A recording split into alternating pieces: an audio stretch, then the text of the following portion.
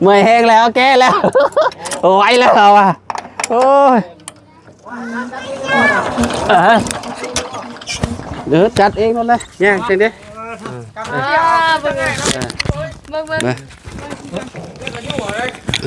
ยู่เอารถโอ้ยู่ไปเอาตัว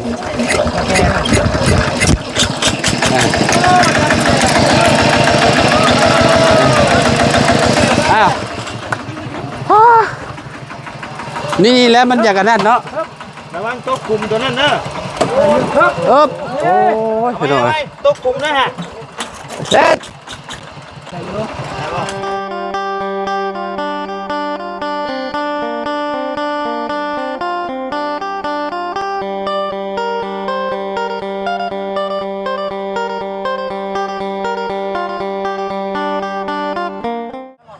ต่อพ่อแม่พี่น้องเองเนาะมาแล้วไม่รถคันที่2เนาะบ้านน้องแต่งบอแมนแต่งจริงน้องเจดีพี่น้องเอ้ยเนาะว่าผิดโอ้ยอยากว่าแต่น้องแต่งจริงเนาะมากับเมียเราคือเก่าคือเดิมพี่น้องเอ้ยเนาะรถก็ร้ายแท้ๆโอ้ยพี่น้องเอ้ยเนาะดูนะโอ้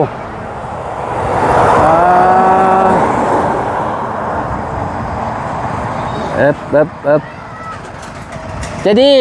ปาบุญคงมานำกันหามือกล้องอีกก่อนพี่น้องเอ้ยเนาะหามือกล้องอีกก่อนจะบาท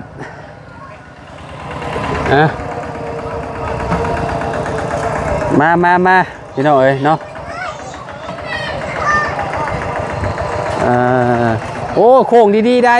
ไอ้เอ้ยจะว่าโบวิดโบจักอ่ะนี่ห้อยวิดบ่โอ้บ่ได้ไอ้บ่ได้โอ้ย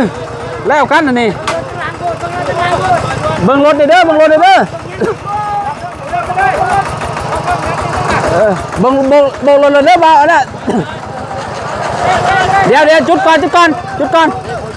โอ้เบรกบ่อยู่เดี๋ยวปีไหน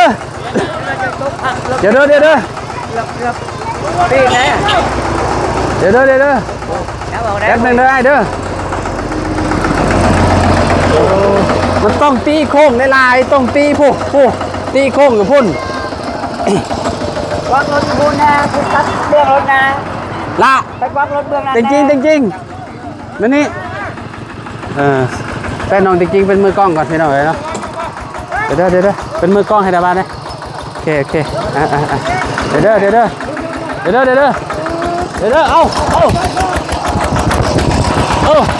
เอาไปเลยไปตีโค้งพูดตีโค้งอยู่พุ่นปลาเมื่อกี้นี่เกือบเลยกี่นี่โอ้แต่ลงไปนี่โอ้บนจะคิดเนาะตีโค้งปูป้าพี่น้องเอ้ยเนาะเมื่อกี้นี่แต่แบบว่าเราว่าเวลามันลงมานี่เบรกรถเราบ่อยู่กี่นี่นะมันหนักเดมันไหลเลยแบบนี้โอ้รถมาเลยเฮ้ยโอ้เนาะไวแท้นี่โบกไว้มาเพิ่ง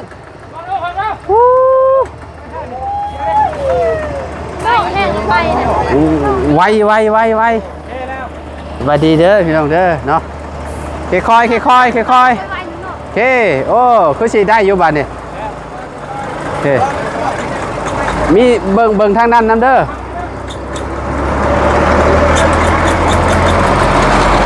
พ่นบ่เจ้าหน้าฮักขึ้นพนเจ้าหน้าเอาหน้ามันฮักขึ้นพนเอาหน้ามันฮักไปทางบ่าวบุญผู้ตรงกันได้นึงตรงไปเลยได้บ่ปาเลยมีแต่โยไปเลยมานี่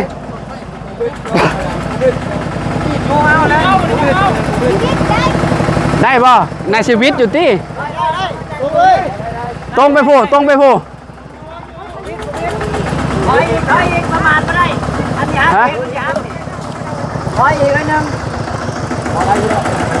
ได้รู้ ขึ้นไปหันเนาะเดี๋ยวให้มันวิดลงนี่เนาะ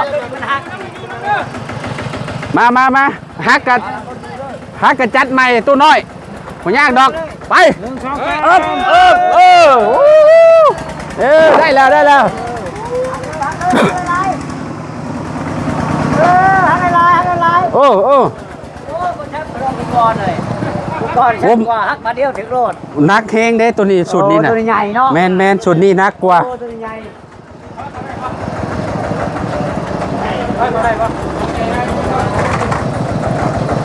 มี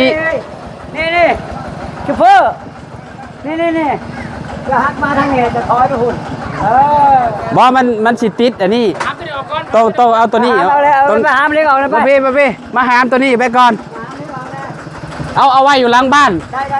มาเอาเดี๋ยวเอาคู่เอาไว้ต้องใช้หัว เด้อเอาคู่มาได้เอาข้าวตู้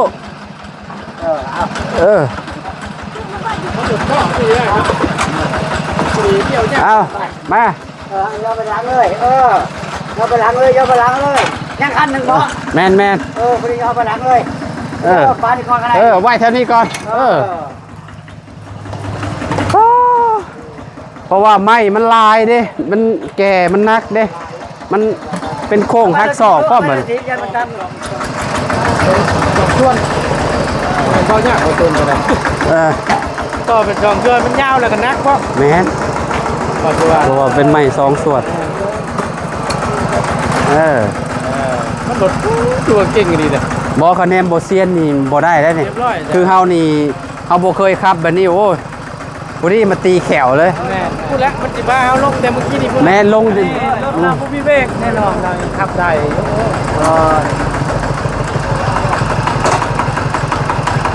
ไปบ้านโอ้เห็ดช่องสัวเนาะ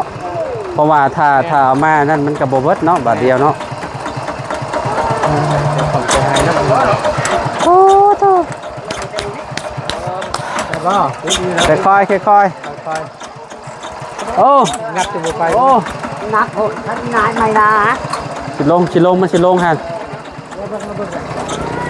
โอ้ยเมื่อยแห้งแล้วแก้แล้วโอ้ยแล้วอ่ะโอ้ยเดี๋ยวจัดเองหมดเลยย่างจริงดิ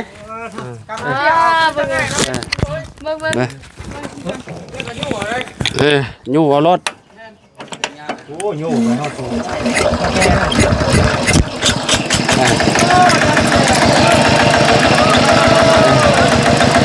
อ้าวนี่แล้วมันอยากกันนั่นเนาะระวังตกกลุ่มตัวนั้นเนอะโอ้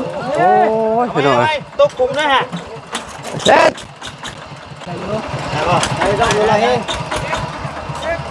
เรียบร้อยโอ้ยโมเมนต์อยากใครคอยติดบ่ดิเนาะมาไปสิติดเถอะว่าไหมคงเอาบ่โอ้แขวออกอะไรได้คะแนนพอติดบ่เป็นนะเอาขึ้นแล้วไม่ไออันนั้นเจ้านะ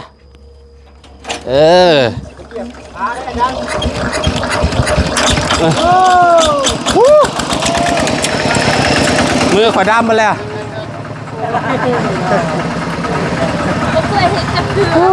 ใช้กระเป๋าข่อยรับสองคนหนักเนาะมันนักเข่งอะไรเลยเพราะมันลงบอกว่าผมมันลงผูกค่ะ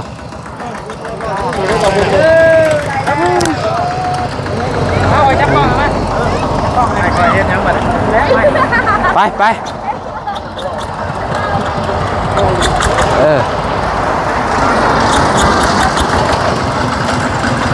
บ่ให้เนาะมันยากเลยว่าถอยรถไอ้มันยากเลยว่าสบายดีพี่น้องบอมขั้นต่อไปอย่าลงพุ่นคันนี้เอาลงนี่เนาะเอาลงนี่ปะเอาขางเลยอะไรบ้างคนอยู่ข้างยี่ดอกได้เนี่ยลงนี่ก็ได้นี่เอาไม้มากาดนี่ซาวลี่เอาไม้มากาดมุมนี่ก็ได้นี่เอามาแบบเขาขยับตัวนี้ออกไปก่อน ขยับต้นเสาไปนี่เอาไว้มองนั่นก็ได้ใช้เจ้าชิลงนี่นะใช้ เที่ยวนานะได้ป่ะ น้ำมานี่ได้เลย โบม เอาว่าโซเฟอร์พอได้อยู่ ได้ป่ะคนยิ่งดูได้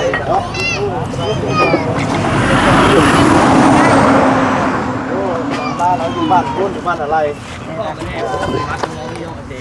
เนาะแน่นอนนั่งเรื่องว่าเราแบบโอ้ยยังหน่อยเดียวเด้อนุ๊ก สายแก่ริม อันนี้นาอันนี้หาคูณ10ประมาณ80โตมาเบิ่เลยบ่นี่ 8เฉพาะอัน5คูณ10มา80โตบัดนี้ที่8นี่ก็30โต โอเคอันนี้ตัวนี้ครบแล้วเนาะ อย่าบอกนี่ใครอย่าบอกนี่ด้วยรับพี่ละรับพี่ไปหน้าด้วย อ๋อตัวห่อนเลย เจ๊นะบอก โซ ไปละบ้านเต้า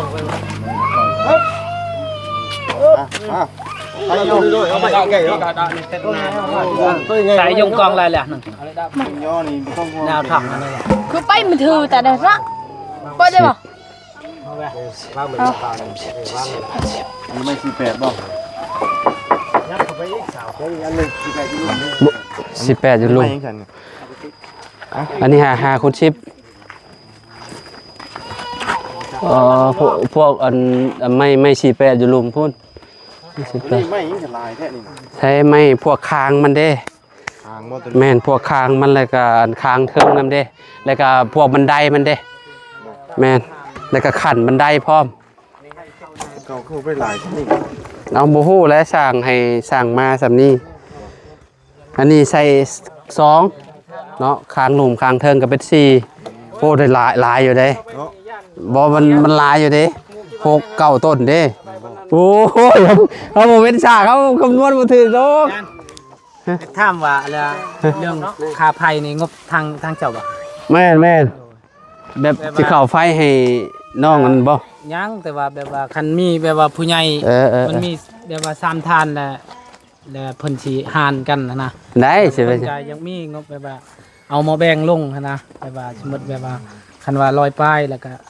หารกัน3 อยากเอาหม้อแบ่งโชโตลงบ่ แม่นแบบนั้นนะ 2 โอ้ ก็ลักเกือบลัก2พุ่นเลย คำเอาโมแปลงลงนะ ชื่อเอาได้กว่าเขาว่าชื่อเอาอยู่พุ่น10ล้านนี่ชื่อนั้นเพิ่นแล้วก็มาลงนี่เลยคะแนนว่าสิเอาให้น้องดอกแคนะมันจังบ่ยากชื่อหม้อแบ่ง10ล้านแล้วก็ค่าสร้างเดินค่าไฟฟืนใช้ไฟต่างหากเด้แต่เฮาซื้อไฟนำเพิ่นเด้เพราะว่าเพิ่นซื้อไฟมันสิง่ายกว่าเนาะมันก็สิลดต้นทุนไปเขาว่าเนาะ โมมีธุรกิจอย่างบ่จำเป็น แม่นบ่ต้องซื้อดอกมีแต่ซื้อเอาน้ำเพิ่นน่ะดีแล้ว เกิน มันหนักเกินนะเพราะว่านี่อยู่มันก็พอดีเลยผู้อยู่เทิงน่ะไปซื้อเอาแล้วเพิ่นแล้วลุงเคิมยังซื้อเอาสิใส่ให้น้องอันนี้ว่ะสิใส่ให้น้องกองมีว่ะ มีบ่นั่นคือแบบว่าคันมีแบบว่าผู้ใหญ่แบบว่าสิซื้อแบบลงมาแบ่งเลยนะ โอ้โห แพง ลุงลุงว่าซะอย่าว่าลุงหนวดเลยแพงอยู่เอาโคงเลยเนาะก็อันนี้กันแล้วแต่เพิ่นเนาะคันนี้ว่าเพิ่นสินั่นมาก็แล้วกับติเพิ่นบ่ได้แล้วเนาะมีแต่เอาลงเลยไปลงแล้วปล่อยบ่ได้ยอมนำได้ มา ย่านทางเบามีมันว่าสิไปไว้พุ่นไว้นี่มันใกล้ทางยามเสียใกล้ทาง คือเอานะจ้ะ เอาไว้อยู่พุ่นก่อนก็ได้ซะไปยันแบบเวลากับเจ้าคนบ่อยู่แล้วยันเขาขี่รถมาแล้วยันเขารถขึ้นรถขึ้นล่างติ เอายอมเด้อบ่ได้ยอมเด้อเจ็บ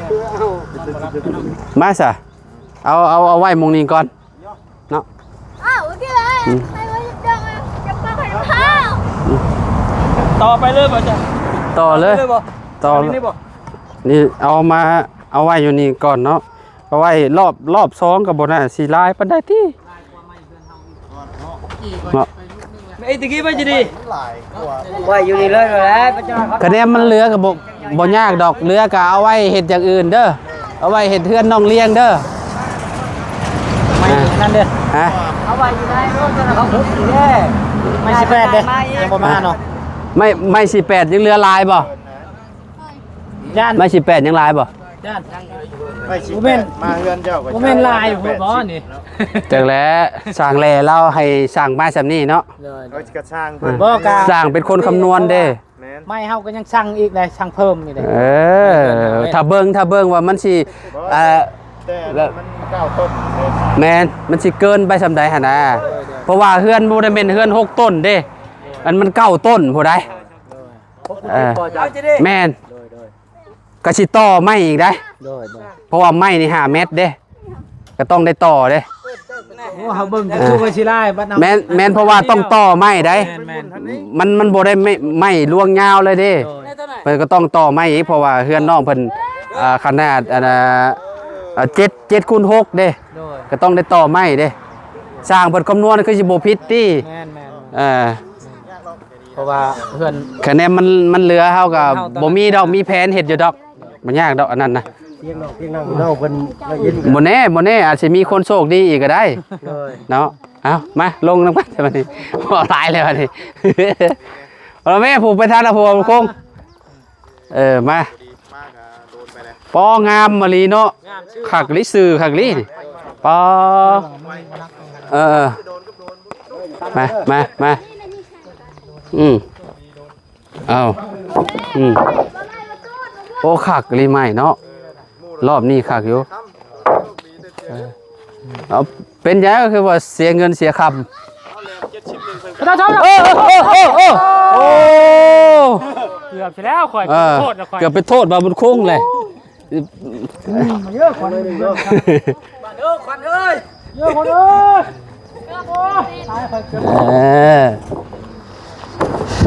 ระวังในตัวนี้กันย่านี่ก็เอาปีนเนาะ แมน ไอ้เพื่อนน้องไอ้เพิ่นมาน้องคาย อันนี้ ทับขาบ่จันตอนนั้น โอ้กับข่อยดีแหล้ว มาเท่าเนาะ โอ้เกือบขาหักตอนนั้นน่ะ ใจอยู่ บ่ค่าเกลือแม่น เกือบขาหักแต่ว่าตอนนั้นก็ได้โอ้ยว่ะดีแต่บาบุญคุ้งบ่เข้าไปอยู่ใกล้ไปได้เนาะ โอ้ต้องสู้บ่นี่เอาเรื่องเลยเด้ โอ้เขาว่าแข่งขานี่ยันมุนนุยปุ้ยเขาว่าทะเลาะมาแล้วอยู่เพื่อนเพิ่นเนาะตอนน่ะ เพื่อนน้องไม้ เพื่อนลงไม้ แม่เพื่อนน้องไม้ ครบปีได้เนาะ แม่จะครบปีแล้ว ตอนนั้นแหละพากัน รอบสิครบ เอาตัวนี้48เอาไว้ต่างหากเนาะ อันนั้น8แล้วเนาะ แม่นไหม ครับ เอาอะไรเดี๋ยวบ่มีเด้อเออ ไม่48งามนี่ ไม่48ครับเนาะใช่ป่ะบ่เอาไว้ต่างหากไม่ตัวนี้นะ ไม่18บ่นี่ เบาๆ นี่48ตัวนี้ นาซิปตัวนี้นะ ตัวหน้าซิปน้ำเจ้านะกินยายังบ่เบิดอยู่ เอาว่ามี ท้อง สองเลย เพราะว่ามีคนได้เจ็บ ค่อยก็เจ็บเอวเจ็บแต่ก็ยก กินยาเพิ่นอันนั้นน่ะยังบ่เอาเลยบ่ เจ็บแมวเลยได้ข่อยกันเลยเอาอะไรแม่นมาแล้วเขาจังเอาเมียนต่างหากตอนนั้น อีกอันหนึงบ่รวมกักช่องให้ แม่นยังเหลือแต่ไม้48บัดนี้เบิดแล้วไม้ชุมนั้นนะ เป็นเงาเนาะยิ้มเป็นเงา ฮะ ดูเฮ็ดได้ คือแม่จริงๆก็เชื่อให้เบิ่ง เดี๋ยวอะไร โอ้มาไล่เราเพิ่นเก่งเองอยู่นะ มาเอากองเฮือนเขาไปหารักเอาของเขาเอารักก็มาเนาะสมัยเพิ่นเฮ็ดทานเด้หมุนเบิดดิหมุนเบิดกันน่ะ ก็ไปยิ้มกับเรือ บ่ เฮือนนี่หลังใหญ่เลยได้ราคา30ล้านบ่ชมราคาอยู่ได้เฮือนหลังนี้ รู้นะเขาเห็น ก็ ว่า ซื้อได้ซับปลาล่างนี่เนาะ โอ้เกือบ30บัดนี้ นี่แพงขึ้นเนาะเนี่ยแพงไปช่วยกันทาง ไปลำโค้งไป เด้อซองบ่จ้า สองเลยสองรถยกลุมนะเจ็บอยู่แม้แต่นอนอีกทีคิวยังลุกบ่ได้ เจ็บคือกันนั่นแหละเขาก็ได้เจ็บเอวปาบๆอยู่เอาขึ้นเทิงก็ได้เนาะบางคนนี่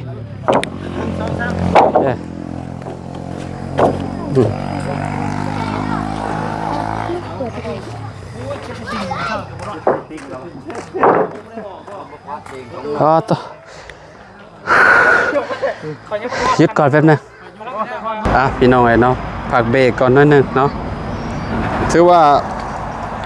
ไม่นี่โอเคอยู่เนาะบขี้ไล่พี่น้องเนาะแบบว่ามัน48กับปนมานำบ่อย งามแม่น48มาพร้อมมา ตัวนี้จักโตก่อนแม่นะตัวนี้80โตตัวนี้80แม่นอันนี้80โตเพราะว่า ค้าง มันมีโค้งแล้วก็แล้วก็กาดพร้อมแล้วก็โอ้หลายอยู่เพราะว่าต้องต่อเด้แม่นอยู่เนาะพอเฮามาคำนวณเบิ่งก็แม่นความสร้างแลเพราะว่าเพื่อนหลังนี้มันสิ7ความยาวเนี่ย7เนาะก็ต้องต่อไม้อีกประมาณ2เมตรต่อไม้นี้มัน5เมตรเนาะต่อเอานั่นพวกคางบ่ยังก็ได้ต่อบ่ได้พี่น้องเนาะขนาดระวังง่ายก็เนี่ยมันเหลือก็เอาไว้เฮ็ดเฮือนขอเฮือนครัวไปเนาะพี่น้องก็ถ้าเบิ่งแล้วเฮือนยังบ่ได้เฮ็ดเนาะเฮือนยังบ่ได้เฮ็ดยังบ่ได้อันนั้นยังบ่ฮู้ดอกว่ามันสิเหลือจักโตนะพี่น้องเนาะจ้างเพิ่นก็คำนวณมาให้ซำนี้เนาะว่าต้องใช้เท่านั้นเท่านี้เฮือนน้องแต่งใจดีเพิ่นพี่น้องเนาะยังเหลืออีกรถหนึ่งมาพี่น้องก็ถือว่าจบแล้วเนาะนี่ใส่